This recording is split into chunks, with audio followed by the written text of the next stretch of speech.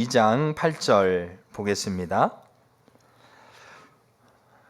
몇 구절만 좀 보겠습니다. 8절. 그 지역의 목자들이 밤에 밖에서 자기 양떼를 지키더니 주의 사자가 곁에 서고 주의 영광이 그들을 두루 비치매 크게 무서워하는지라. 그 다음에 12절입니다.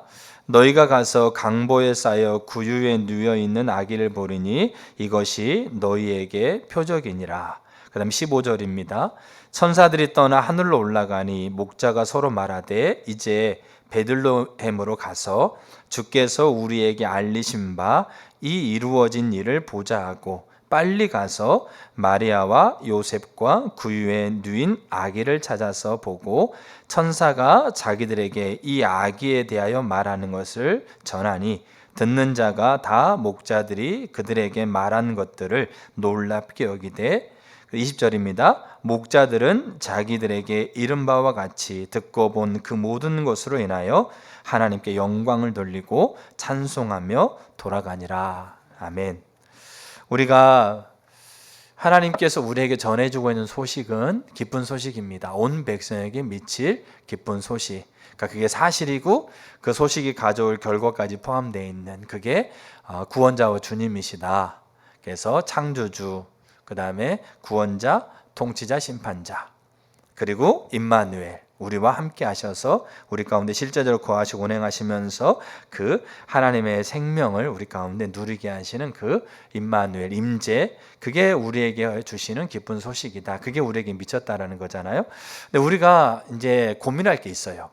근데 그게 우리에게 표적으로 와 있는데 왜 우리는 매 순간 매 순간마다 그걸 못 누리지? 그게 우리 가운데 누려지는 것도 같다가 또 안 되고 또 나는 지금 누리고 있나라고 얘기하면 우리가 또한 이렇게 물음표를 가지고 있는 것은 왜 그럴까?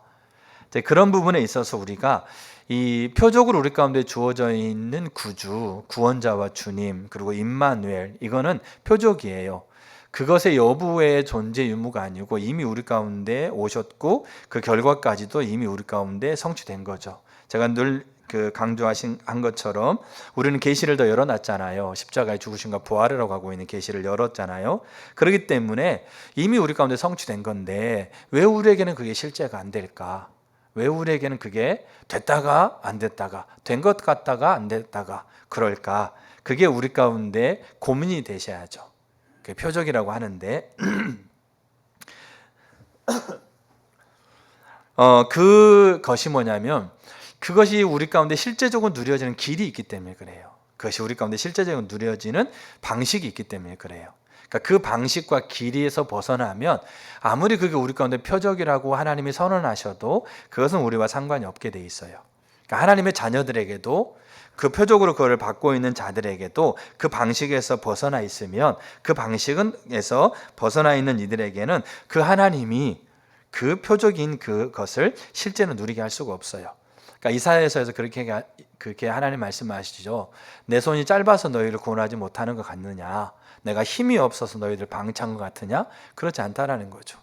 예레미야서에서는 내가 너의 남편이 되어져서 너희와 나와의 사랑의 관계에서 너희를 보호하는데 너희가 내 관계 언약을 깨뜨렸지 않느냐. 그러니까 내가 그 언약 관계에서 너희들에게 할 수 있는 것을 할 수 없게 되어버렸다. 이렇게 얘기하고 있어요. 그러니까 이건 하나님이 너의 책임이다라고 책임을 전가하는 게 아니라 우리에게 중요한 것을 하나 얘기하고 있는 게 하나님께서 우리에게 이미 다 성취하셨던 그분은 자신의 전부를 다 걸었어요. 그분은 자기의 모든 것을 다 이 일에 걸었어요. 그리고 실제적으로 그 모든 걸 다 쏟아냈습니다. 그래서 우리에게 완전하게 성취해놨던, 그래서 그렇게 해놓고 하나님은 이제 그것을 누릴 수 있는 길을 우리 가운데 가르쳐 주셨어요. 그걸 가르쳐 주셨고 그 길 안에서 우리 가운데 머물 때 우리가 어떤 상황이든 어떤 처지든지 간에 우리는 그걸 누릴 수 있도록 하나님은 다 이루어 놓으셨다라는 거죠. 그래서 우리는 뭘 봐야 되냐면 왜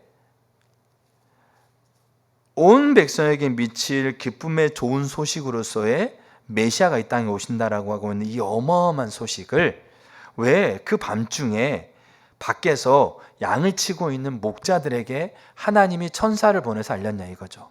우리는 그 사실을 주목할 필요가 있어요. 가다가 그냥 밤중에 다 자고 있는데 안 자고 있는 사람이 그들밖에 없어서 그랬을까요? 그럼 어떻게 생각하세요? 천사들이 그냥 자기 마음대로 했을 것 같으세요? 아니죠. 동방박사, 그러니까 하나님을 모르는 사람들이에요. 그들은 그냥 별을 연구했던 사람인데 그들도 철저하게 뭘 따라왔어요? 별 따라온 거예요. 그만인데 하물며 천사들, 천군과 천사들인데 그 천군과 천사들이 자기 임의로 갔겠냐고요? 아니죠. 철저하게 하나님의 뜻 아래서, 하나님 인도 아래서 하나님이 주목하고 있는 자를 향해서 왔다는 얘기죠. 어떤 소식을? 이 땅에 미칠 기쁜 소식을. 이스라엘이 4,000년 이상을 기다렸고 수없이 오랜 시간을 기다렸던 메시아, 하나님이 다시 땅에 오셨다. 그 메시아의 오심을 전하는, 그 탄생의 소식을 전하는, 천사들을 보내서 전하는 자들이 그 밤중에 들에서 양을 치고 있는 자들에게 하나님께서 왜 천사들을 보냈을까를 주목할 필요가 있어요. 그리고 이 목자들이 양을 치고 있는 이들이 어떤 반응을 보였고 어떻게 행했는가에 대한 일을 주목할 필요가 있다는 얘기죠. 왜냐하면 그게 그들에게 표적이 실제가 되어지는 그 길이었기 때문에, 방식이었기 때문에 그래요. 근데 이 목자의 모습과 예수님이 이 땅에 오셨던 모습이 동일하게 유사해요. 똑같아요. 그리고 성경에서 우리하고 얘기하고 있는 바가 똑같아요. 그것을 우리는 알 필요가 있어요. 그리고 그게 방식이구나, 그게 길이구나.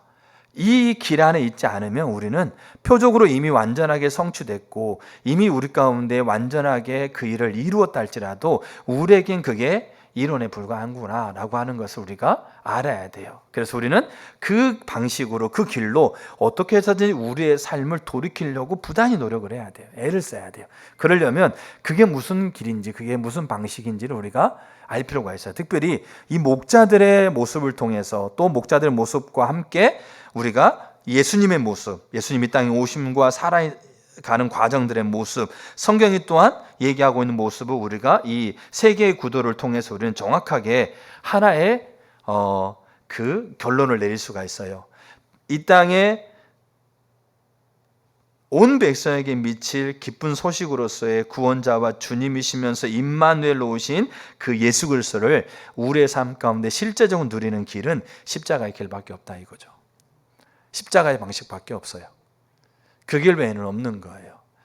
여러분, 우리가 구원에 대해서 배우면서 그러지 않아요. 우리가 수억 재산이 있는데 그 재산 다 팔아서 교회 헌금했어요. 그럼 구원 받습니까? 그게 엄청나게 귀한 일이고 교회를 막 몇백 개를 지었어요. 그럼 구원 받습니까? 그렇게 해서 구원 받는 게 아니지 않습니까? 구원은 길이라는 게 있어요. 그 구원이 허락되는 길, 그게 예수 그리스도를 영접하는 거잖아요. 그러니까 아무리 우리가 생각할 때는 편협해 보여요. 이기적이고 보이죠. 근데요, 그 길이 가장 편하고 쉬운 길이에요. 우리가 하나님께서 성취해 놓고 있는 그 생명에 단 한 가지라도 우리가 가지고 있는 조건을 가지고, 우리가 어떤 조건을 들여가지고 그것을 얻어낼 수 있는 그 조건이 뭐가 있을까요? 우리가 가지고 있는 것을 가지고 그 하나를 얻어낼 수 있는 조건이 아무것도 없는 거예요. 근데 하나님은 그 하나님의 크신 긍휼로 그 일을 다 이루어 놓으셨잖아요. 그리고 다 성취해 놓으셨잖아요. 그리고 그 성취해 놓으시고 그거를 완전하게 이룰 수 있는 길까지 우리에게 가르쳐 주신 거예요.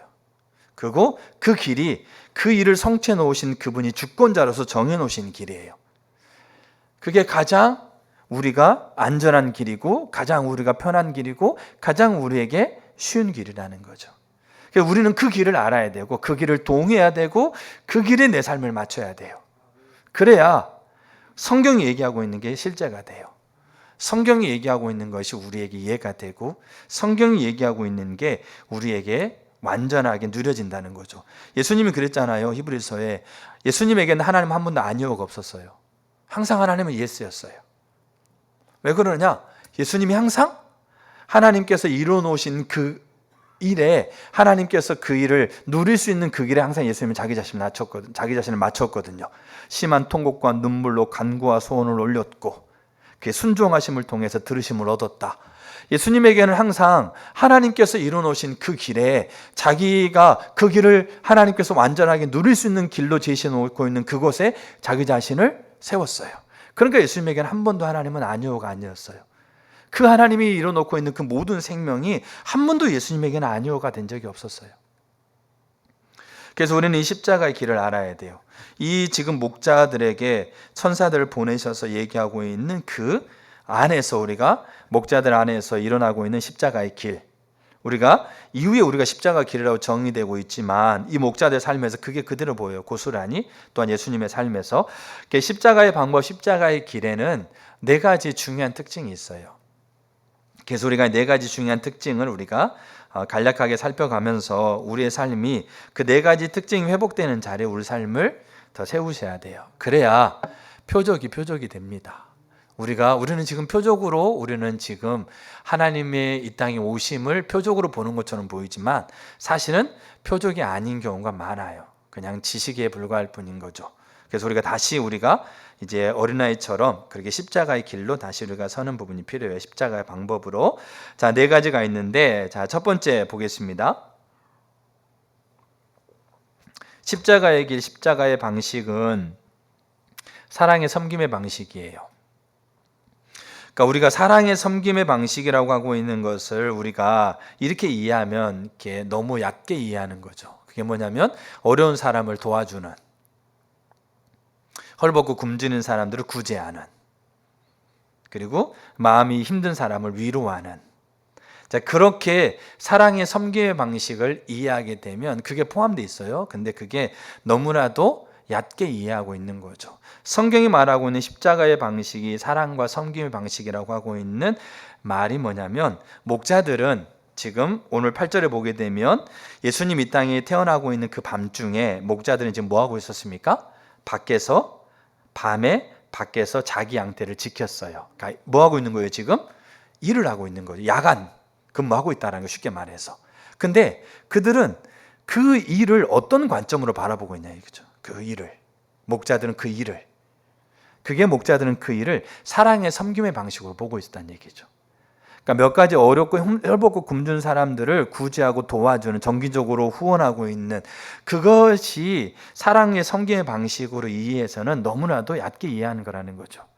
그럼 성경이 말하고 있는 십자가의 방식이 사랑과 섬김이라고 하고 있는 것은 뭐냐면, 그가 일상에 있는 모든 자리에서 사랑과 섬김의 가치관을 가지고 그 앞에 서는 거예요. 그럼 사랑과 섬김의 방식이 뭐냐? 그 일을 통해서 하나님을 섬기고 그 일을 통해서 이웃을 섬기는 거예요. 가장 큰 계명이 뭡니까? 마음과 뜻과 힘을 다해서 주 하나님을 사랑해라. 둘째 계명은 이와 같으니 내 이웃을 내 몸같이 사랑해라. 그러니까 우리에게 허락하고 있는 일을 통해서, 그 일이 가정에서 남편을 섬기는 것이건, 자녀를 섬기는 것이건, 아내를 섬기는 것이건, 직장에서 일을 하는 것이건, 사업을 하는 것이건, 친구들을 만나는 것이건, 아니면 뭡니까? 교회에서 있는 일이건, 우리 일상의 모든 자리 안에서 우리는 그 일을 통해서 누구를 섬긴다? 사랑의 섬김이 하는 거죠. 누구를 섬긴다는 거죠? 하나님을 섬기듯. 그 다음에 그 일을 통해서 이웃을, 하나님을 사랑하는 이웃을 섬기는 그 가치, 그 중심이 사랑의 섬김의 방식이라는 거예요. 우리가 이 네 가지가 함께 어우러져 있는 부분이거든요. 그렇다고 한다면 여기 지금 목자들은 밤중에, 지금 우리가 밤중에 이제 양을 지키면서 따뜻한 모닥불 펴놓고 앉아 이렇게 서면서 뭡니까? 세상 욕, 그 다음에 누구 욕, 누구 후욕하고 비판하고 그렇게 하고 있는 게 아니라, 그 하고 있는 그 일의 자리가 나는 지금 누구를 섬긴다라는 거죠? 하나님을 섬긴다. 유대인에게서 하나님은 어떤 의미인지를 아시겠죠? 그 하나님을 섬기고 있는 일이다. 나는 지금 이 일을 통해서 나는 지금 내가 사랑하고 있는 이웃을, 내가 사랑하고 있는 이웃은 나를 제외한 모든 이들이 이웃이에요. 아내, 가족, 알겠죠? 그 다음에 친척, 이웃, 그 다음에 친구, 그 다음에 모르는 X까지. 내가 하고 있는 일을 통해서 나는 모르는 X까지 하고 있다라고 하고 있는 사랑의 섬김의 방식. 그러니까 이게 지금 십자가의 방식이라는 거죠. 자, 이거를 예수님이 이 땅에 오셨을 때 예수님이 정확하게 그 십자가의 길로 예수님은 이 땅에 오신 거죠. 자, 그거를 우리가 성경 구절을 보겠는데 시편 113편 한번 보겠습니다. 시편 113편. 여러분, 이 시를 바울이 인용해요. 빌립보서 2장에서. 자, 113편에 한번 보세요. 4절 한번 보겠습니다. 4절. 해 돋는 데에서부터 죄송합니다. 여호와는 모든 나라보다 높으시며 그의 영광은 하늘보다 높으시도다. 여호와 우리 하나님과 같은 이가 누구리요? 높은 곳에 앉으셨으나. 하나님은 존재 자체가 무슨 분이라고요? 하늘보다 높은 곳에 보좌가 있고 그 보좌에 앉으신 분이에요. 자, 근데 그분이 어떻게 하셨어요? 6절. 스스로 낮추사. 그리고 왜 낮추셨을까요? 천지를 살피시려고. 하늘보다 더 높은 곳에 보좌 계시고 그 위에 앉아 계셔서 존재 자체로 영광과 위엄과 존귀함을 받게 합당하신 분이, 그분이 뭐 하셨냐면 이 땅에 오신 사건을 뭐라고 표현하냐면 스스로 자기를 낮추셨대요.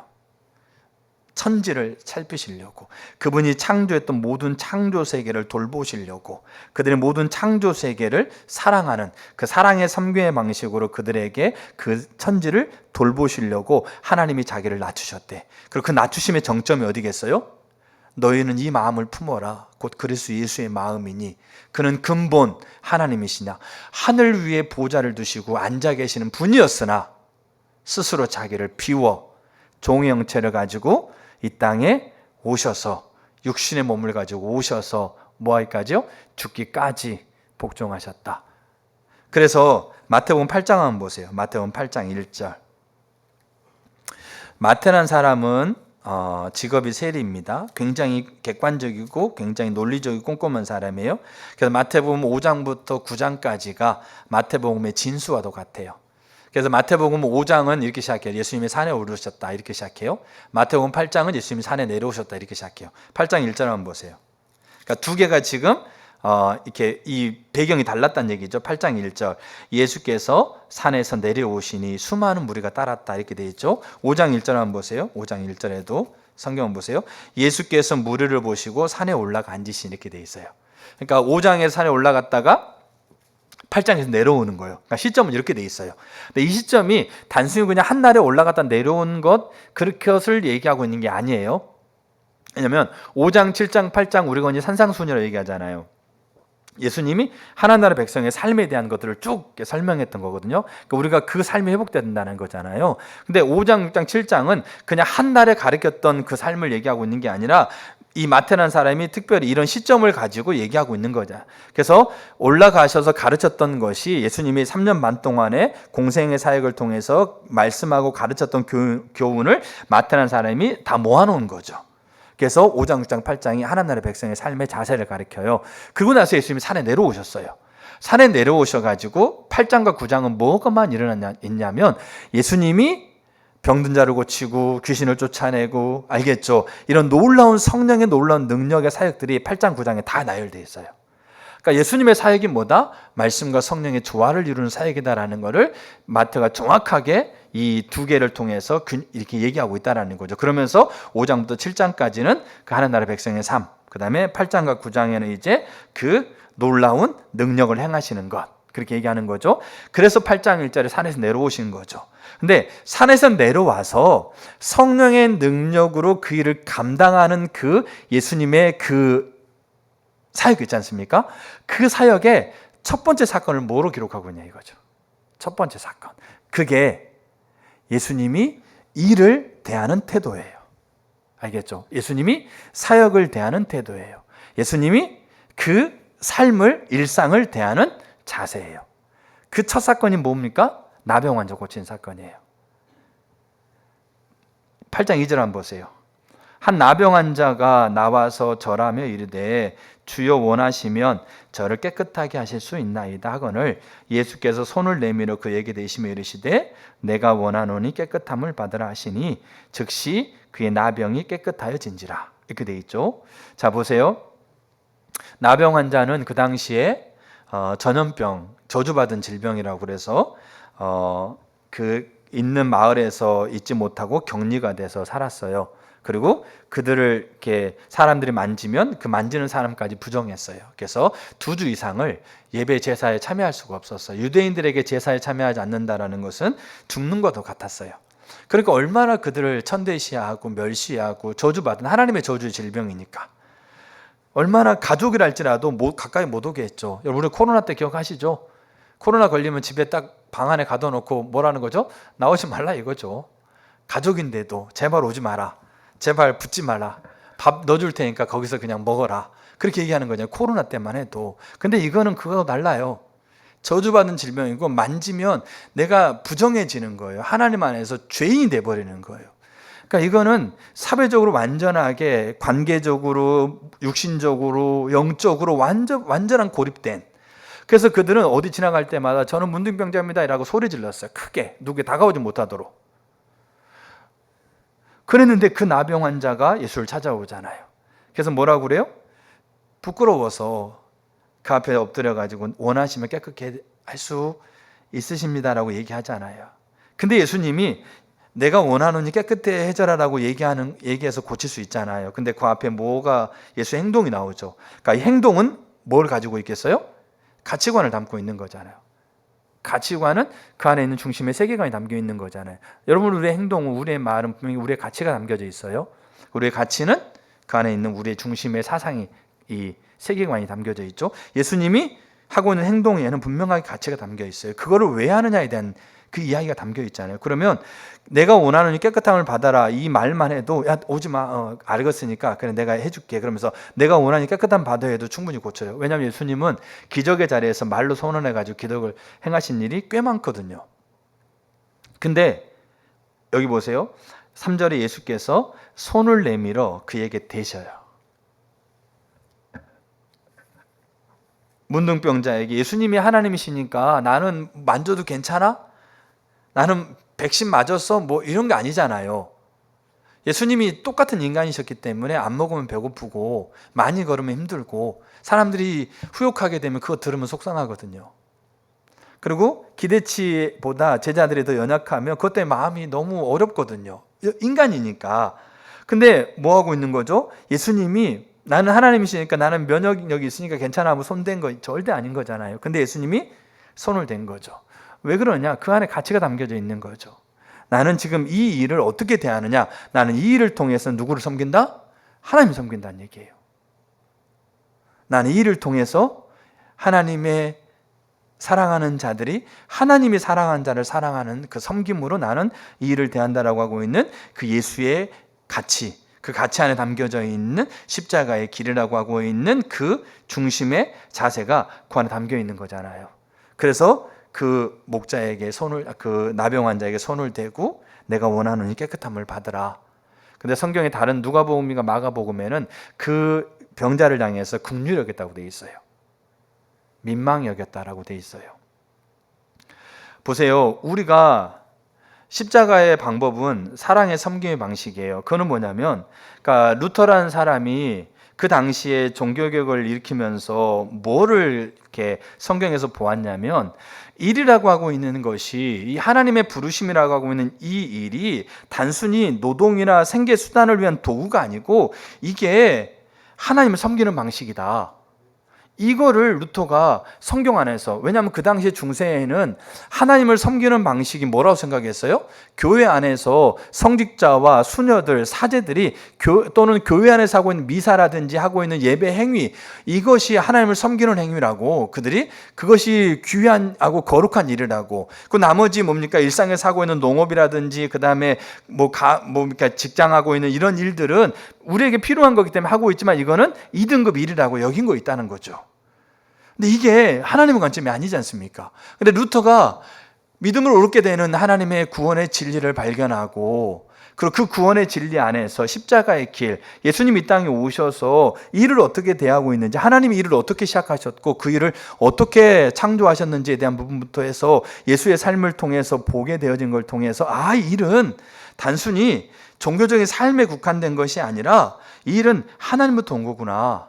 그리고 일상적인 노동이 단순히 생계를 위한 수단이 아니라 하나님을 섬기는 방식이고 이웃을 섬기면서 하나님의 창조 질서, 그 하나님의 창조 질서를 우리가 유지해 가고 있는, 그 창조 질서에 동참하고 있는 이 어마어마한 일이라고, 이거구나라고 하고 있는 그 일은 아까 얘기한 직장일 수도 있고 가정에서도 있을 수 있고 그것이라고 하고 있는 것이 이 루터에게 비춰진 거란 얘기죠. 루터가 그래서 그 중세 사회를 향해서 일이 보케이션 소명이다. 직업이 소명이다. 우리는 그 하나님 내게 주시고 있는 그 부르심의 자리에서 우리는 하나님을 섬긴다. 사랑의 방식. 우리는 이웃을 섬긴다. 하나님을 사랑하는 이웃을 섬긴다라고 하고 있는 그것을 루터가 그 당시에 강력하게 선언하죠. 그래서 유럽 사회가 자기의 일을 그냥 나는 거룩한 일을 하지 못하고 있는 그냥 2등급으로 생각했던 그 자기 일을 그냥 하찮게 자기를 그냥 생계 수단으로 여기면서 그냥 대충 하려고 했던 그런 가치가 그 안에서 완벽하게 무너지면서 그 일에 대한 소명을 발견하게 되어지고 일을 하나님 섬기듯이 하고 그 이유를 내가 사랑하고 있는 하나님을 사랑하는 자들을 가치 여기는 수단으로 여기게 되어지면서 그 일에 대한 태도가 달라지니까 그 안에서 그 일을 하는 기쁨뿐만 아니라 그 일을 더 이렇게 하나님의 지혜를 구하며 사게 되어진 것부터 해가지고 놀라운 그 발전들이 그 개혁이 일어나고 있는 거라는 거죠. 이게 사랑의 섬김의 방식이에요. 단순히 어렵고 힘든 사람을 우리가 섬기고 도와주는 구제, 우리에게 너무나 필요한 부분인데 단순히 그런 차원에서 얘기가 아니란 얘기죠. 십자가의 방식, 왜 우리에게 표적으로 주어지고 있는 예수 그리스도가 우리 가운데 실제가 되지 않느냐, 실제가 됐다 안 됐다 그러느냐, 우리에게 이 사랑의 섬김의 방식이 우리 가운데 회복될 필요가 있는 거예요. 자, 이거를 이제 성경에서 이렇게 얘기하고 있어요. 에스겔서 22장 30절에 보게 되면 제가 이거를 보면서 예전에 고민을 가지고 있었던 부분이 있었는데 그게 최근에 이게 더 선명하게 이해가 됐어요. 데론 밀러 책을 읽어가면서 더 분명하게 이해가 된 게 있어요. 그 전에 물론 선교적 교회를 더 이렇게 들어서 더 선 이해가 있어서 그런 게 있는데 너무 감사해요. 자, 이 부분이 더 분명하게 이해가 되더라고요. 그게 뭐냐면 에스겔서 22장 30절을 보게 되면 분명하게 하나님이 이렇게 표현하고 있습니다. 나와 있죠. 이 땅을 위하여 성을 쌓으며 성 무너진 데를 막아서서 나로 멸하지 못하게 할 사람을 내가 그 가운데에서 찾다가 얻지 못한 고로. 자, 여기에서 하나님이 이제 31절에 내가 그래서 그 성 무너진 데를 막아서는 자를 찾지 못해서 그 성 안에 진노를 쏟을 수밖에 없었다. 31절이에요. 그러면 우리가 그 성 안에서요, 성 무너진 데를 막아서기 위해서 하나님 앞에 섰던 사람이 한 명도 과연 없었을까? 그러니까 이 말은 그 성 안에서 하나님을 예배하는, 하나님을 경배하고 하나님을 예배하면서 하나님 이 시대를 하나님 긍휼히 여겨달라고 그렇게 기도하는 사람이 한 명도 없었을까? 그렇지는 않다고 생각해요. 그 성 안에서. 그러면 왜 근데 하나님은 그들을 찾지 못했다고 표현하고 있었을까? 그게 이 앞에 있는 게 무너져 있기 때문이라고 생각해요. 성을 쌓으며 성 무너진 데를 막아서는 두 개가 같이 있어야 돼요. 그러니까 성 무너진 데를 막아선다라고 하고 있는 부분들을 우리가 뭐로 우리가 볼 수 있냐면 우리가 가지고 있는 관점을 분리해 놨어요. 종교적인 영역과 그 다음에 그러니까 개인적인 가치 영역과 공적인 영역. 쉽게 말해서 교회 일과 세상 일. 그래서 교회에서 하고 있는 기도, 예배, 찬양은 다 하나님의 일. 그 다음에 내가 가정에서 하고 있는 아이를 돌보는 일이라든지 직장에서 하고 있는 일은 세상의 일. 이거를 분리해 놓은 거예요. 그러니까 성을 쌓는 일, 그 다음에 성문을 막아서는 일. 이게 두 개가 분리된 거예요. 그럼 여기서 말하는 성은 뭐냐 이거죠. 나에게 성은 뭐냐. 근데 하나님은 뭘 얘기하고 이 두 개가 분리가 안 돼 있는 거죠. 성을 쌓고 성문을 막아서는 것이 같이 가는 건데 이게 분리가 되어 있는 상태에서 성문을 막아서는 것을 위해서 그들이 선다 한들 그들이 이 십자가의 방식이 아니기 때문에 그곳에 하나님께서 성 무너진 데를 막아선다라고 여기면서 그들에게 하나님께 그 성에 하나님이 쏟아내될 진노를 거두어야 되는 그 막아서름이 안 된다고 얘기하고 있는 거예요. 그럼 우리가 그러니까 단순히 여러분 이 성 건물, 이 성을 쌓는 걸 얘기하는 건 아니에요. 자, 이거를 잘 표현해 주고 있는 게 뭐냐면 에스겔서 20장에 잘 나와 있어요. 22장에. 그러니까 30절에 이게 나오잖아요. 그 앞뒤를 보게 되면 거기에 제사장, 선지자, 관리, 기업과 백성들 거기에 다 나와 있어요. 그들이 뭔 일 하고 있는지, 그들이 그 일을 어떻게 대하고 있는지 거기 앞에 다 나와 있어요. 그게 성을 쌓는 거였어요. 근데 그게 완전하게 무너진 거였어요. 그럼 성이 뭐냐 이거죠. 성이. 자, 이 데론 밀러라는 사람의 라이프워크라는 책에서 성과 성문에 대한 것이 얼마나 중요한가에 대한 걸 얘기를 해요. 자, 그러면서 보세요. 성문은 사실 성경시대에 매우 중요한 역할을 했다. 고대 사회에서 기묘한 사회적 기능과 공공적 기능을 수행했다. 과거 유대인들은 영토의 경계를 표시하려고 울타리를 둘렀으며 성벽을 세울 때면 성벽 곳곳에 전략적 위치에 성 안으로 들어올 수 있는 문을 만들었다. 성을 방어하는 기능 외에도 다양한 공공생활과 담론이 모두 성문에서 이루어졌다. 우리를 향한 이 부르심에서 한 걸음 더 나아가서 구원하고 구속하며 새롭게 하고 회복시키는 복음의 능력을 소유한 크리스천의 정체성과 만날 때, 그리고 삶의 모든 영역에서 우리의 소명을 통해 세상을 변화시키는 비전을 실현하라고 명하는 성경의 세계관과 만났을 때 우리의 진정한 잠재력이 나타나기 시작한다.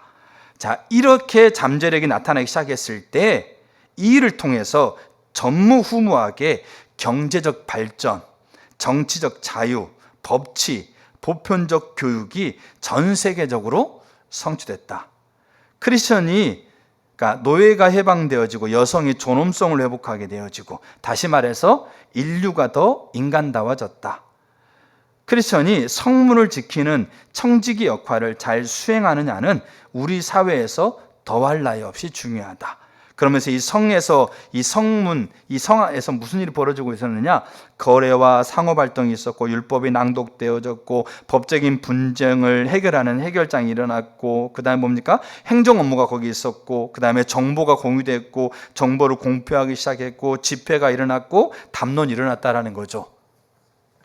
그게 성을 쌓는 거예요.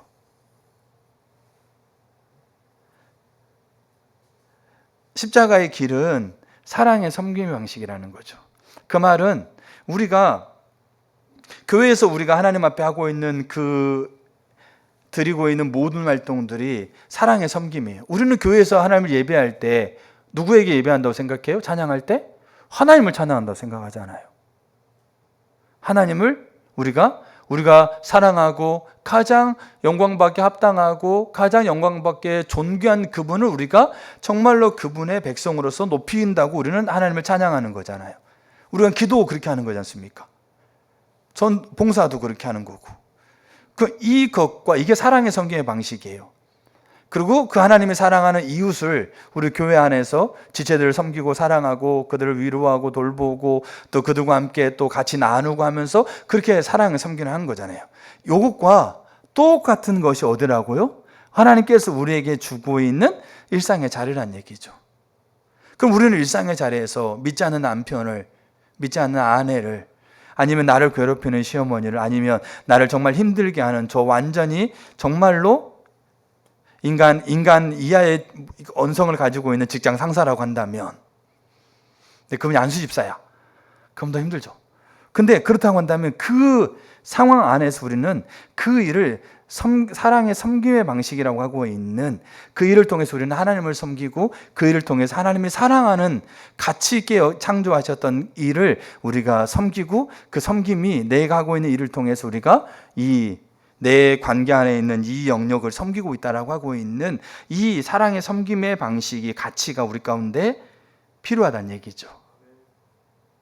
그러면 우리가 우리의 일상의 자리에서 하고 있는 그 일들 하나하나가 분명히 달라질 거예요.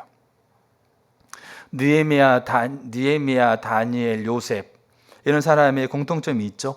포로이면서도 관료이면서도 탁월하게 그 나라에서 탁월한 위치까지 올라갔던 사람들, 그러면서 신앙이 좋았던 사람들.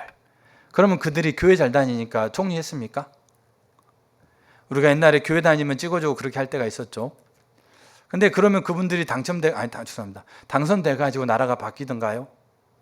그러니까 신앙이라는 것이 그의 조건이 될 수 있지만, 그것 때문에 그 사람들이 그렇게 된다라고 우리는 생각할 수 있지만 그게 잘 안 되잖아요. 그러면 다니엘 같은 경우는 왕이 4번 이상 바뀌었어요.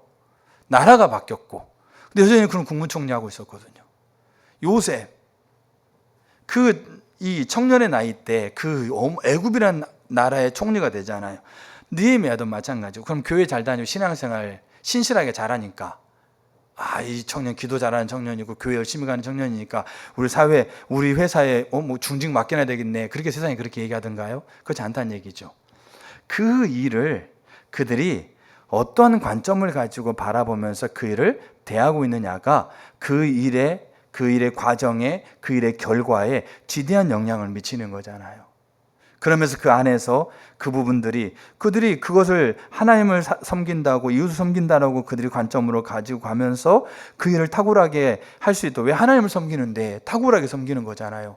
우리가 할 수 있는 전부를 다해 섬기는 거잖아요. 그러면 이거 하나가 하나님을 섬기는 것이라고 한다면, 주님, 제가 하나님을 탁월하게 섬기고 싶은데 그렇게 할 수 있는 힘이 없고 자원이 없어요. 하나님 어떻게 해야 돼요? 하나님 앞에 묻고, 그 상황 안에서 자기를 괴롭히려고 하고 자기를 죽이려고 했던 그 총리들도 있고, 자기를 사적으로 던지게 모함했던 자들도 있고, 얼마나 많았겠어요. 노예의 신분으로 총리직 위에 올라갔다고 한다는 것은 그가 얼마나, 이 말만 우리가 다 알잖아요. 근데 그 상황 안에서 그들을 대할 때 하나님을 섬기듯이 대하고, 그들을 대할 때 이웃을 하나님이 사랑하는 귀한 창조물로서의 그들을 대하고, 그들이 설령 이방신을 섬기면서 하나님을 조롱하고 무시한다고 하고 있는 그들 앞에서도 그가 그렇게 그 일을 대하는 가치를 가지고 그 일을 대하고 하나님의 지혜를 구하면서 했을 때, 그 과정과 그 결과들 안에서 하나님의 그 온 백성이 미칠 표적으로서의 그 하나님의 그 삶 가운데 하나씩 시간이 더디 가더라도 하나씩 그 삶 가운데 드러나게 돼 있죠.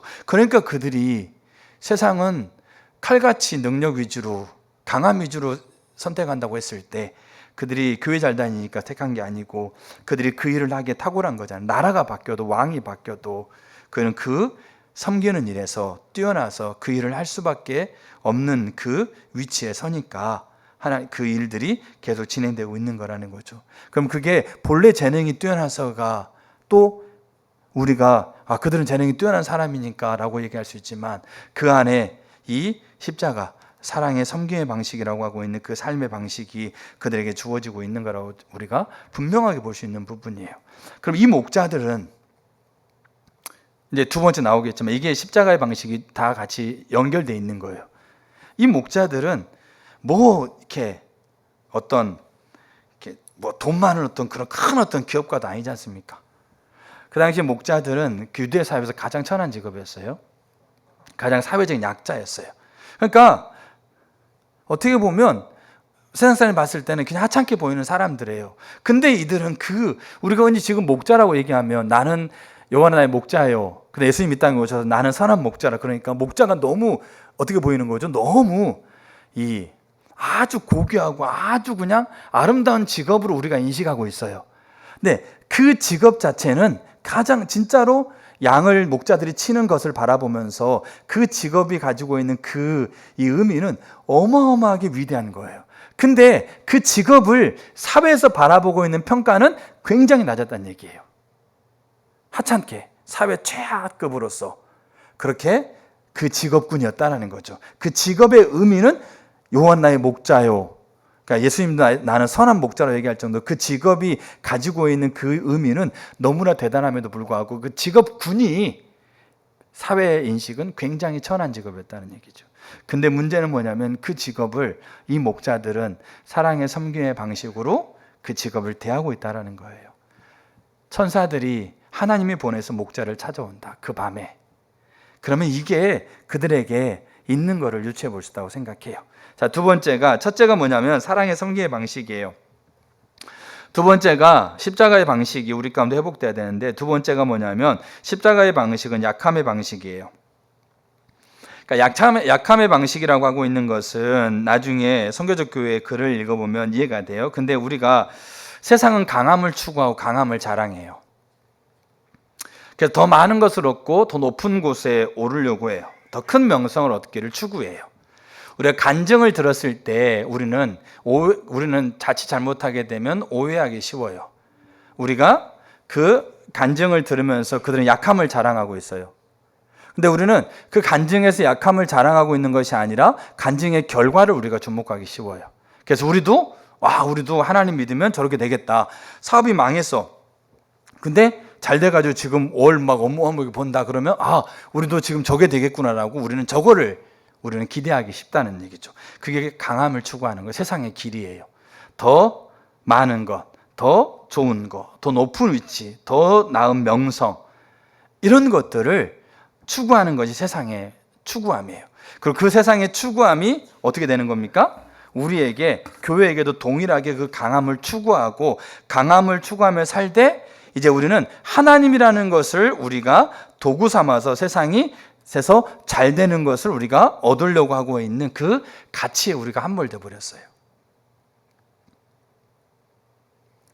그렇게 되어지다 보니까 우리가 약함의 자리에 있을 때가 있어요. 가정적으로, 그 다음에 뭡니까? 경제적으로, 그 다음에 육신적으로 약함의 자리가 있을 때가 있어요. 그때 우리의 상태가 어떻게 되던가요? 우리의 상태가 급격하게 우울해지죠. 급격하게 낙담되어지죠. 급격하게 하나님에 대해서 불신이 딱 들어오죠. 왜 그럴까요? 우리가 십자가의 길이 약함의 길이라고 하고 있는 것을 우리가 머리로는 우리가 인정하고 있지만 실제로 그걸 우리가 우리 삶의 방식이 아니기 때문에 그래요. 그럼 약함을 추구해야 되는가? 그럼 약함 자는만 다 신앙생활 잘하고 있는가? 그건 절대 아니죠. 왜냐하면 약함의 길이라고 하고 있는 그 말이 무슨 의미인가를 우리가 좀 이해할 필요가 있다는 얘기예요. 그 나중에 글을 읽어보면 알아요. 자, 근데 우리가 목자들은 아까 제가 말씀드렸던 것처럼 그 당시에 목자라고 하고 있는 이 직업은 그 당시에 유대 사회에서 가장 천한 직업이었어요. 그러니까 대우도 그렇고 평판도 그렇고 그 직업을 가지고 있는 것을 굉장히 약하게 사회적인 가장 하는 직업으로 그 목자. 그러니까 목자들이 다 잠을 자고 있을 때 그들은 양을 치는 자리에 갈 수밖에 없는 그게 사회적인, 그러니까 뭐 급여부터 시작해가지고 대우부터 시작해가지고 그런 부분들이 그 사회의 가장 최하층이었다는 얘기죠. 근데 하나님께서 지금 그 목자들에게 가장 위대한 소식을 전하기 위해서 천사를 보내는 거잖아요. 그것은 약함을 추구하는 얘기는 아니에요.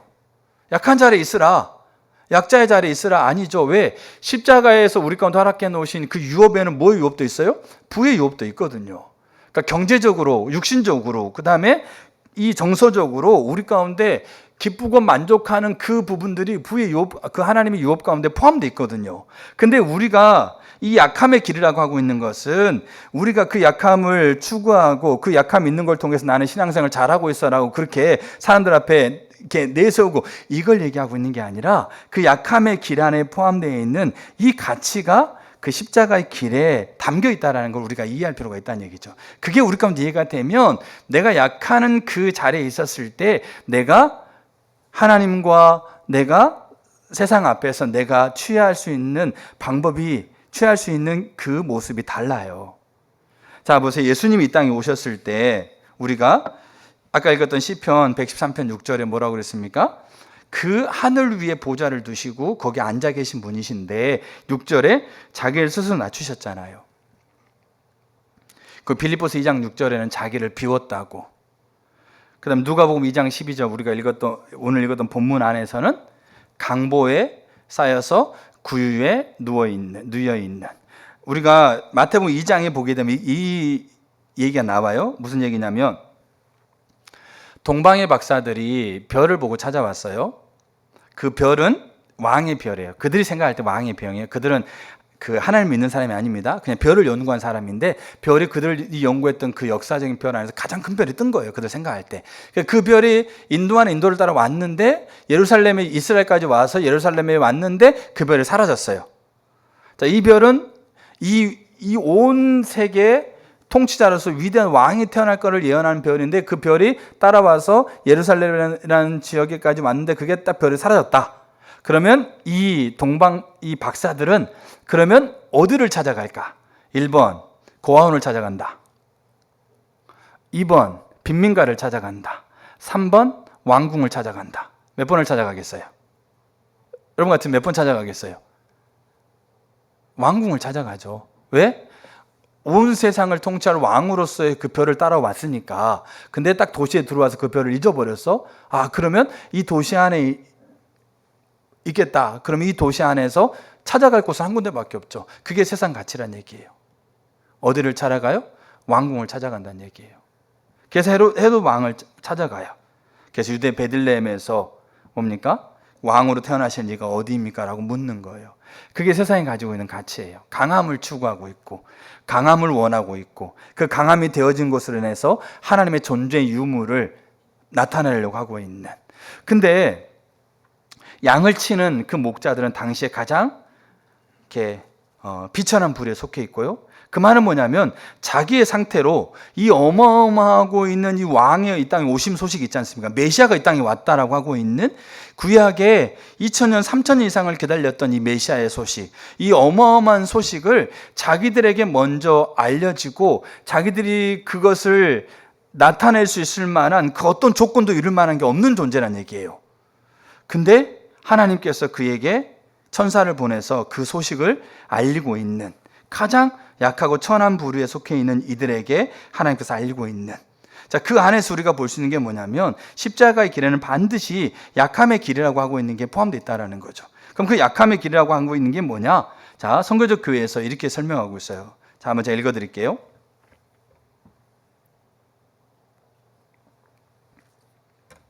두 가지예요. 약함의 길이.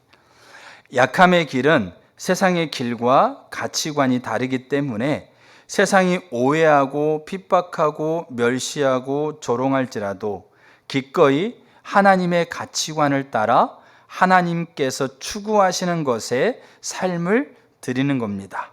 강함으로 사람들을 압도하고 제압하기를 힘쓰는 것이 아니라, 세상에서 성공과 출세를 추구하는 것이 아니라 그것들을 기꺼이 포기하고서라도 주님이 기뻐하시는 자리에 서는 것입니다. 그것이 세상 사람들의 눈에는 어리석게 보이고 미련하게 보일지라도 그렇게 하는 것이 약함의 길입니다. 십자가의 길이 약함의 길인 거예요. 그래서 예수님이 자기를 스스로 낮췄고 종의 형체를 가지고 이 땅에 오셨고 강보에 쌓여서 그 위에 누워 있었고, 그리고 갈라디아 3장에서는 저주받은 자가 되었다. 나무에 달린 자마다 저주받은 자다. 근데 예수님이 정확하게 나무에 달리셔서 저주받은 자가 되셨어요. 부끄럽죠. 수치스럽죠. 근데 그 길이 세상에서 이해할 수 없는 길이고 세상에서는 비난할 수밖에 없는 길인데, 그 길이 십자가의 방식이라는 것을 분명하게 예수님을 통해서 보여줬고 목자들을 통해서 보이면서 우리가 그것이 우리 가운데 없어도, 세상에 말하는 강함이 없어도 우리가 때로는 그걸 기꺼이 포기하고서라도 하나님이 기뻐하는 자리에 서고자 하는 것, 그게 약함의 길이라는 거죠. 약하게 되기를 추구하십시오, 그게 아닙니다. 사업 잘하고 있는데 사업 망하십시오, 그것도 아니고, 건강한데 이렇게 좀 약해지지 않겠어요? 그래서 하나님이 좀 이렇게 아프게 해주세요, 이것도 아니에요. 우리가 우리의 삶의 자리에서 우리가 세상에서 말하고 있는 그 안에 우리가 잊지 못하는 모습이 우리 가운데 있다고 생각되었을 때 그것을 어떻게 바라보냐에 대한 부분이에요. 자, 그 다음에 또 하나가 있어요. 두 번째가 뭐냐면, 바울은 거짓 사도들과는 정반대로 철저하게 자신의 약함을 자랑했습니다. 그러니까 이게 조금 이렇게 다른 결이에요. 그게 뭐냐면, 우리가 묵묵하게 우리가 약해져 있는데 그 약해져 있는 거, 세상에 강함이 우리 가운데 없어도 내가 묵묵하게 그거를 내가 진짜 포기하고 그 하나님을 따라가는 거, 우리가 묵묵하게 하는 거하고 그 다음에 이 약함을 자랑하는 거하고는 결이 좀 달라요. 바울은 이거를 자랑했다라는 거예요. 근데 왜 자랑했느냐에 대한 가치가 있겠죠. 자, 약한 자를 통해서 역사하시는 하나님, 그 모든 것을 통해 자신의 능력과 영광을 드러내시는 하나님만을 의지하는 표현이에요. 다시 말해서 바울은 자신이 하나님의 그 크신 사랑과 자비로 인하여, 그리고 예수님의 십자가의 사랑과 희생으로 인하여 예수님 안에 있는 것을 인식하고, 그러니까 자기의 자원이 아니었다는 거예요. 자기의 강함의 근거도 아니었었고 자기의 약함의 근거도 아니었다는 거죠. 자기가 하나님 안에 있는 이유는 하나님의 사랑과 예수 그리스도의 십자가의 그 놀라운 자비 때문에 그가 있다라는 거예요. 강해서 있다고 하면 강함을 추구하고 강함을 자랑하겠는데, 강한 것도 아니고 약한 것도 아니고 그 하나님의 사랑 때문에 그가 있었다라고 하고 있는 것을 그가 분명하게 인식하고, 그 모든 의로움과 구원과 지혜와 능력이 되시는 예수님만을 의지한다. 그래서 하나님께서 내 안에서 그리고 나를 통해서 행하신 놀라운 일들은 전적으로 그분의 지혜와 능력과 자비와 긍휼로 이루어지는 것이라는 것을 드러내기 위해서 자신의 약함을 자랑했다. 이게 약함의 길이라는 거죠.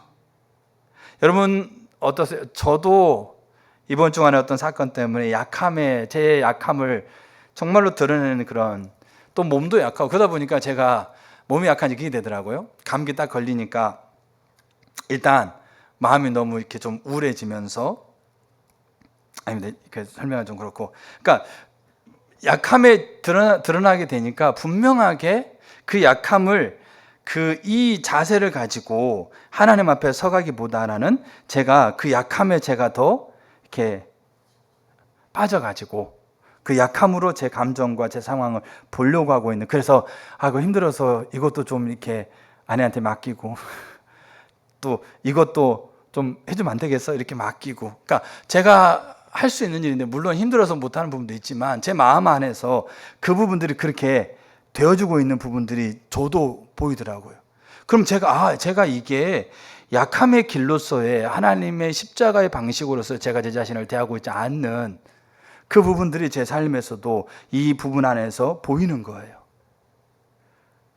이 목자들이 그 당시에 가장 천한 직업이라고 취급받았던 이들에게 하나님께서 그들에게 천사를 보내서 가장 위대한 소식을 알리게 되었던 그 안에는, 그 십자가의 방식에는 약함의 방식, 그 약함의 방식에는 분명하게 우리가 그 세상의 강함이라고 하고 있는 것이 우리 가운데 없어도 우리는 하나님을 향해서 우리의 삶을 세워가는 것과, 그리고 내가 약한 가운데서도 내게 사랑으로 내게 함께하고 있는 그 하나님이 강함이 되셔서 그 하나님 자신을 드러내기 때문에 내가 오히려 약할 그때 주님이 나의 강함이 되신다라고 자랑할 수 있는, 그게 우리의 이 십자가의 방식에 포함되어 있는 약함의 길이라는 거예요. 저 여러분들이 약함의 자리에 섰을 때 우리가 이 십자가의 방식이라고 하고 있는 이 방식이 우리 가운데, 실제적으로 우리 가운데 방식이 되어진 자들은 우리가 그 약함의 자리에서도 우리는 그 표적으로서 구원자와 주님이고 임마누엘 되시고 있는 그 주님을 실제적으로 누리는 것이 우리 가운데 이해가 된다라는 거죠. 자, 그다음에 세 번째가, 십자가의 방식은, 십자가의 길은 하나님 중심적인 관계 방식이에요. 하나님 중심적인 관계 방식. 그러니까 이게 뭐냐면,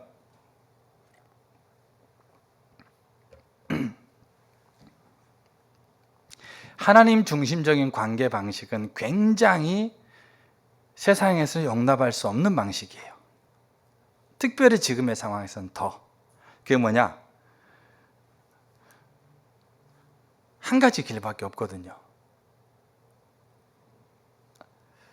자신의 전 존재로 선택하는 겁니다. 자신의 전 존재로 선택하는 거. 그게 하나님의 주도권 앞에 철저하게 순복하는 거죠. 그게 하나님 중심적인 관계 방식이에요. 그러니까 하나님께서 요구하시는 관계 방식은 뭐다? 절대 복종이다. 절대 순종이다. 우리가 목자들이, 성경을 보시면 목자들의 입장에서, 그러니까 저도 제가 목자 입장이라고 했을 때 제가 하지 않는 두 가지 일을 이 사람들이 해요. 그러니까 그게 무슨 일이냐면, 자, 누가복음 다시 한번 보세요. 2장. 자, 우리가 여기까지는 저도 할 수 있을 것 같아요. 16절에, 16절에, 15절이면 죄송해요. 15절. 천사들이 떠났어요, 이제. 자, 하늘로 올라갔을 때 목자가 서로 말하되 이제 베들레헴으로 가서, 여기 이제라는 말은 지금 바로 가자 이 말이에요. 우리가 바로 베들레헴으로 가자. 그래서 우리가 하나님께서 우리 천사를 통해서 알리신 말을 보자. 그 다음에 16절에 또 반복해요. 빨리 가자. 그리고 구유에 누워있는 아기를 찾자. 그러니까 여기까지는 저도 할 수 있을 것 같아요. 자, 그래가지고 찾았는데 우리가 성경을 보면 알겠지만 마리아와 요셉이 이제 아이를 낳아서 구유의 아이를 누웠잖아요. 구유의 아이를 누웠는데 마리아와 요셉만 있었을까요? 성경의 분위기는 다른 사람이 함께 있었다고 표현되고 있을까요? 다른 사람이 함께 있었던 것 같은 뉘앙스를 품고 있는 게 있어요. 자, 그게 어디냐면 그 18절 보세요. 듣는 자가 다 목자들이 그들에게 말한 것들을 놀랍게 여기되, 그게 돼 있어요. 그 다음에 이제 20절에 19절에 마리아는 이 말을 생각하더라 이렇게 돼 있어요. 그러면 18절에 나와 있는 듣는 자 그들과 마리아를 구분하고 있다라는 거예요. 알겠죠? 그러면 마리아와 요셉만 있으면 요셉도 놀랍게 여겼다 이렇게 하면 되는데, 알겠죠? 그 말은 그 아기가 태어났을 때 그들이 이 아기의 정체가 뭔지는 모르지만 밤에 애가 태어났다는 소식을 듣고 그 뭐 집주인이라든지 뭐 이렇게 소식 들어가지고 몇몇이 모여 있을 수도 있고, 어떤 상황인지는 모르겠지만 마리아와 요셉과 아기 예수님을 제외하고 소수의 사람이든 다수의 사람이든 한 명 이상의 사람은 있었다는 거예요. 자, 알겠죠? 자, 그럼 이제 저희 입장에서는 찾아서 보는 것까지는 확인한 거 할 수 있을 것 같아. 그러면서 진짜구나. 와, 정말 천사들이 했던 소식이 정말 사실이었구나. 정말 하나님 감사합니다. 정말 나중에 기회가 되면 제가 다른 사람들 다 얘기할게요. 그러면서 거기서 감사하고 이렇게 기도하고 찬양하다가 돌아갔을 것 같아요. 저 같은 경우에는. 근데 이 목자들은 제가 생각했을 때 이해할 수 없는 걸 두 가지를 해요. 이 두 가지는 그들이 처해 있는 상황에서 도저히 염두가 안 되는 행동들이에요. 알겠죠? 왜 그러냐면 그 당시에 이 목자들이 대우받았던, 그러니까 목자라는 직업이 아니고 그 목자의 그라고 하는 이 직업군에 대해서 그 당시에 하나님을 섬기고 있는 유대인을 할지라도 그들이 대하고 있는 그 인식은 가장 천한 자예요. 알겠죠? 우리는 조선시대 백정으로 생각하시면 돼요. 가장 천한 자예요. 근데 이들이 사회에서 발언권이 얼마나 있겠어요, 없겠어요? 성에서 그들이 발언하고 있는 발언권이 있겠죠. 있는데 그 발언에 대해서 사람들이 동의하고 영향을 받는 것이 수준이 높을까요, 미약할까요? 미약하죠.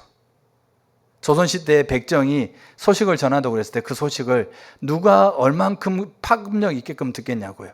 근데 일상의 소식이 아니에요? 알겠죠? 일상의 소소한 얘기. 내가 양을 쳤는데 양이 새끼 낳는데 쌍둥이 났다? 뭐 이런 소식 알겠죠? 아니면 양을 쳤는데 양이 걸어가다 넘어졌는데 한 바퀴 굴더라?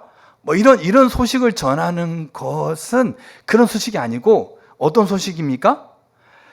구약의 율법에 예언돼 있고 이스라엘이 4,000년 이상을 기다렸던, 하나님께서 말씀하고 있었던 하나님 이 땅에 다시 오신다라고 하고 있는 이 세상에서 가장 위대한 소식, 이 어마어마한 소식이에요.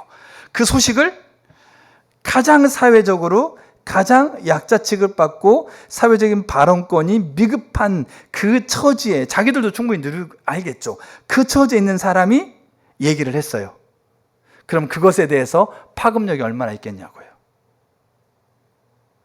그러면 스스로 생각할 때, 야, 이거는 내가 얘기해도 이거는 별로 뭐 이렇게 사람들한테 그렇게 잘 알려주지도 않을 거야. 그러면서 그냥 나중에 기회 되면 얘기를 해야지라고 하면서 그 상황 안에서 저 같으면 그럴 수 있을 것 같아요. 그것에 대해서 그냥 침묵하면서 그냥 내가 그걸 동의하고 인정하고 정말 하나님 하셨다고 하면서 그렇게 돌아가는 것만 해도 그 목자들이 밤에서 그 양떼를 내려놓고 온 것만 해도 저는 대단한 걸로 봐요. 근데 이들이 뭐합니까? 이들이 17절에 천사가 자기들에게 이 아기에 대하여 말한 것을 전하니. 왜 전했을까요? 왜 전했을 것 같으세요? 자기가 천사 음성을 들어 자랑하려고요? 아니죠. 왜 전했을까요? 기쁜 소식이니까 전한 거예요. 기쁜 소식은 그걸 듣는 자들이 전하는 것까지 포함되어 있어요. 그 전쟁에서의 전령은 기쁜 소식을 들었던 것을 전하기 위해서 수천 리를 달려와서 그 소식을 전하는 게 책임이 들어있어요. 그게 기쁜 소식이. 그래서 왕의 대관식에서는 기쁜 소식을 전하는 자리에 따로 있었어요. 그 서울에서 한복판에 일어난 일을 모르기 때문에 전 도시를 다니면서 그 소식을 전하는 자리에 따로 있었다고요. 기쁜 소식은 그를 전해야 될 책임까지가 그 기쁜 소식을 전해진 자들에게 같이 드는 거예요.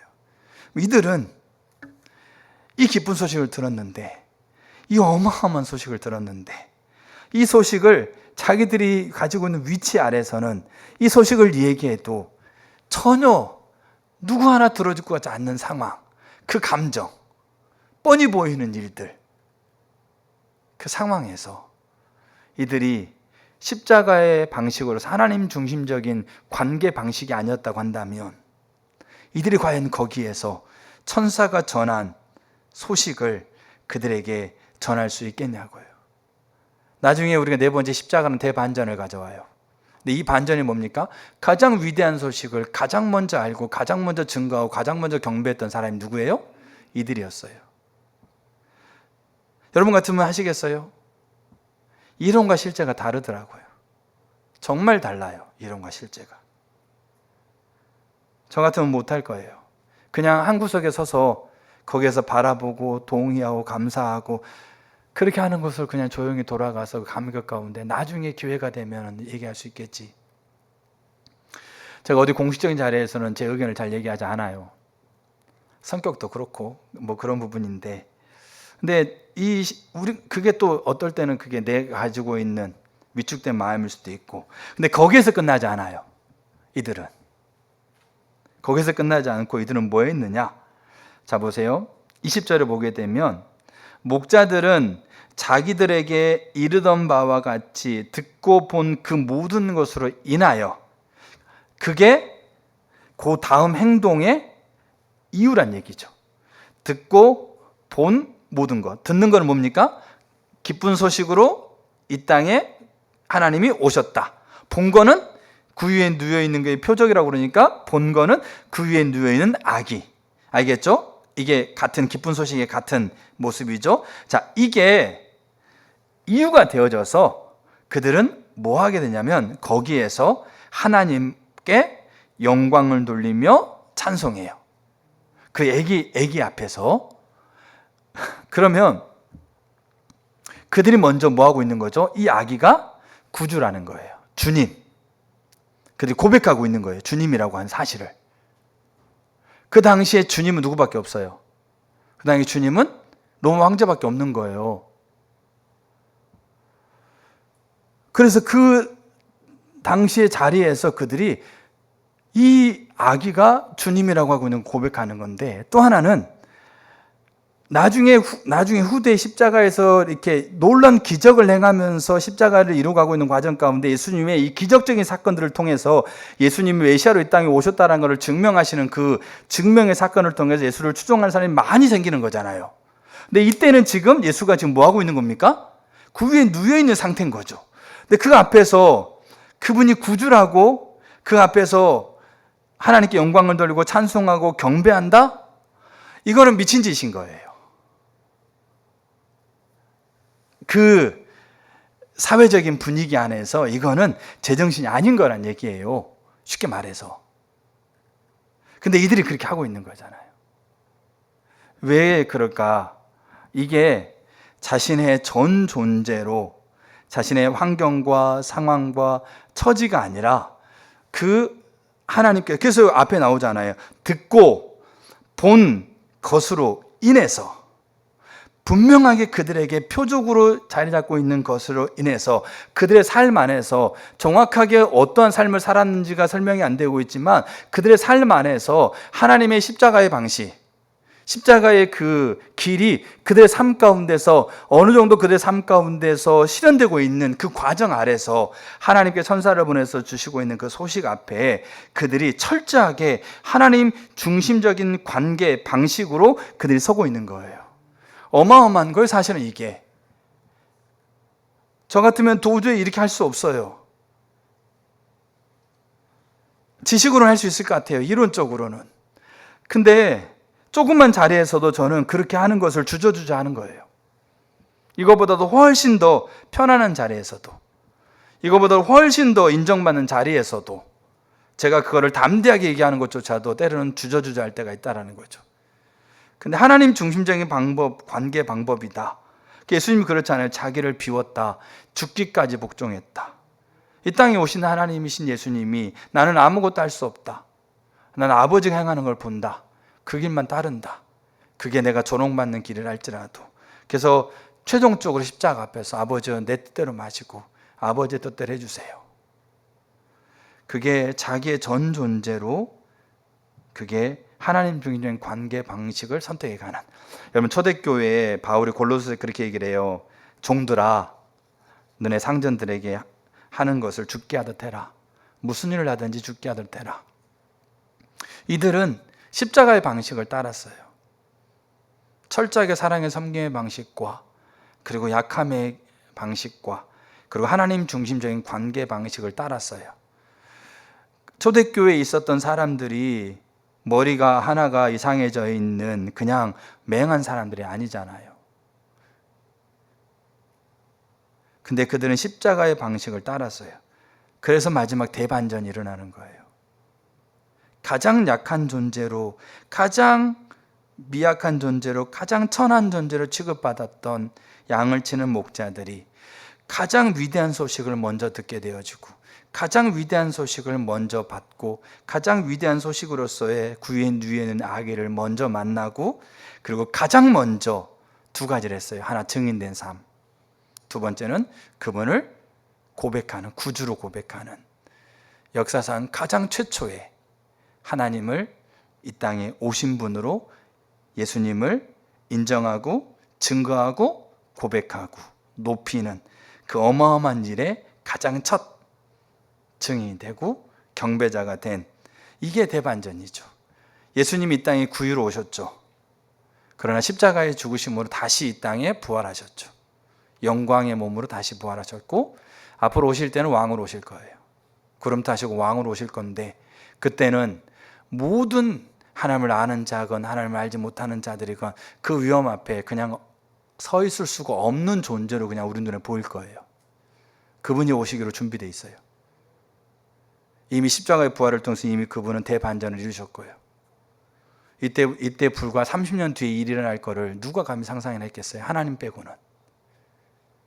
근데 이 목자들이 그것의 첫 증인이 되고 첫 경배자가 되고, 그 말은 그거를 처음으로 받아들인 최초의 사람이 되고 그 무리가 되고 그 반전이 여기 일어나고 있다는 거죠.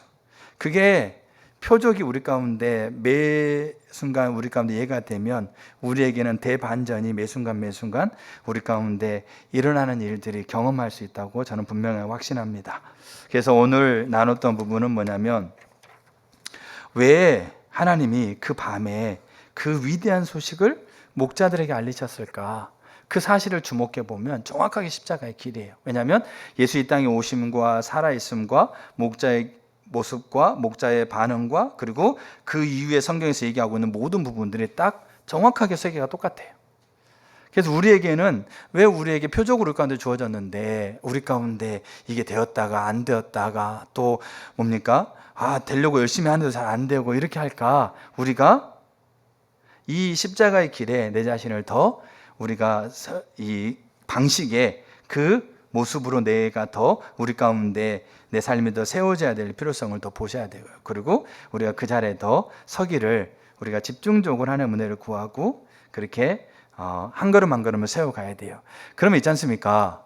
이미 우리 가운데 성취된 거예요. 이거는 이미 결과까지 이미 다 우리 가운데 완성된 거예요. 그러니까 우리는 그거를 의심할 필요가 없어요. 알겠죠? 그걸 의심할 필요가 없어요. 그러면 우리가 이 십자가의 방식의 우리 삶을 정말로 하나님과의 관계 안에서 우리가 정직하고 진실되게 십자가의 방식 앞에 우리 삶을 세우면 이 결과들은 이미 우리 가운데 되고 있다는 걸 인지하는 거예요. 그러니까 성령사의 회복이라는 것에서 중요한 거 하나 얘기하고 있어요. 하나님의 관점에서의 올바른 길을 우리가 선포하고 관점의 올바른 길을 서면 성령이 함께하고 있다는 걸 전제해라. 눈에 보이든지 눈에 안 보이든지 어떤 일이 일어나든지 성령이 그 안에 함께하고 있다는 것을 전제해라. 그리고 성령이 함께하고 계시기 때문에 그 성령이 함께하신 시간을 할애하고 그분의 주권 앞에 엎드려라. 그렇게 얘기하고 있는 거예요. 우리 자꾸 눈에 보이는 걸 가지고 느끼는 걸 가지고 판단하려고 그래요. 성령이 우리 가운데 운행하실 때 보이고 느끼는 게 있어요. 왜? 이 목자들도 그랬잖아요. 그러나 이 목자들에게는 그 이전에 십자가의 방식이 그 이전의 삶에 저는 어느 정도 삶에서 이렇게 그들의 삶 가운데 세워지고 있는 영역이라고 봐요. 그렇다고 한다면 저와 여러분들이 사랑의 섬김의 방식으로 우리 안에 있는 모든 일상이 하나님 부르시고 있는 이 자리가 하나님을 섬기는 거고, 하나님이 가치 있게 여기는, 가장 가치 있게 여기는 이웃을 사랑하는 수단이라고, 우리가 사랑의 섬김의 방식, 약함의 방식, 그 다음에 하나님 중심적인 이 관계 방식, 그리고 이 대반전이 일어난다라고 하고 있는 이 어마어마한 기대와 소망이 가지고 있는 이 방식, 이게 우리 가운데 다시 재조명되기를 축복합니다. 아멘. 그래서 구주가 이 땅에 오신 거는 표적으로 오셨어요. 그리고 이미 예수님은 우리에게 계시를 열어주셔서 그 일을 우리 가운데 알리셨어요. 그래서 우리가 이제는 예수님처럼, 하나님은 예수님 안에서 예가 되고 아니오가 된 적이 없다. 그 예수님이 믿었던 하나님과 우리가 믿는 하나님은 똑같아요. 예수님이 하늘에 계신 우리 아버지라고 우리에게 소개해 주고 있잖아요. 예수님의 아버지를 우리가 믿는 게 아니에요. 예수님의 아버지를 우리가 부러워해서 그 예수님을 닮아가는 것도 아니고, 예수님과 똑같은 아버지를 우리가 아버지라고 부르고 있는 거예요. 그 말은, 그래서 바울이 그렇게 얘기해요. 예수님과 똑같은 상속자다. 예수님이 받고 있는 것과 똑같은 것을 누리는 자다. 이 땅에서, 하늘나라에서. 그게 우리입니다. 그게 표적으로서 우리 가운데 주어진 그 놀라운 이 사실입니다. 그래서 저 여러분들에게 그런 해가 있기를 축복합니다. 그래서 이 십자가의 길과 방식이 저 여러분들에게 더 분명하게 회복되기를 예수님의 이름으로 축복합니다. 아멘. 우리 찬양하고 같이